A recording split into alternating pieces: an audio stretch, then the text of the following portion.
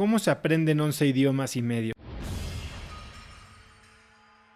¿Tienes tal vez al principio tomabas la clase normalita y lo que decía la maestra, pero ¿has desarrollado algún tipo de técnica, medio sistema que te permita volverte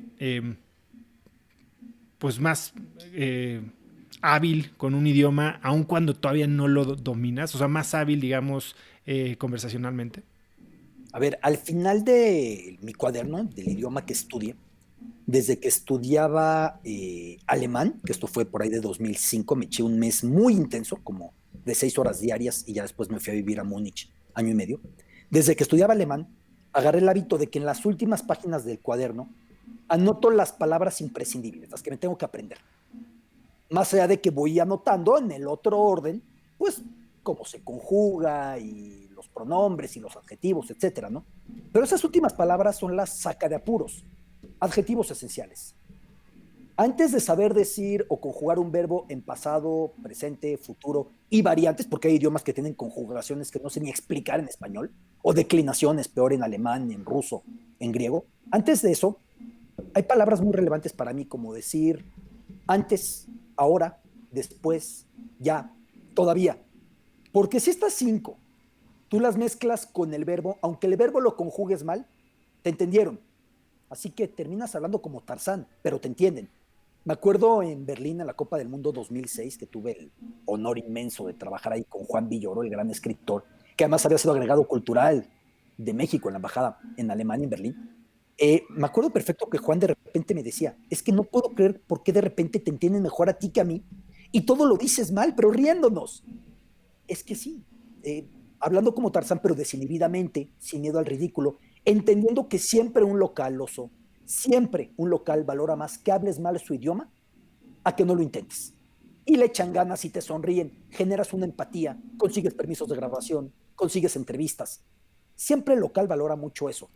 Entonces, yo voy hablando, a mí no me da pena hablar mal.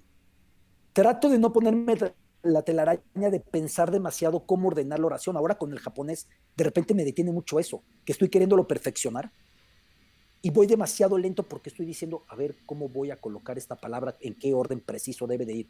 Y ahí es donde de repente la oración se te termina por desinflar o perder frescura, ¿no? Habla, ya después ves cómo lo limpias o ves que no te entendieron o ves que sí te entendieron.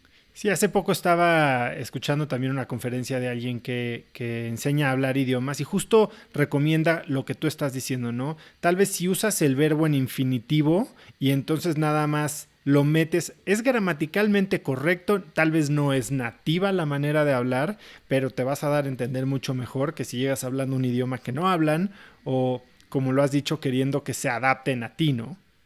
O sea, si llega el típico turista de Estados Unidos o de Canadá y todo el tiempo nada más está hablando en inglés o hasta hablando en inglés lento, pensando que así le va a entender a alguien que no habla inglés, yo prefiero que esa persona llegue y diga, yo comer después, mañana, no picante.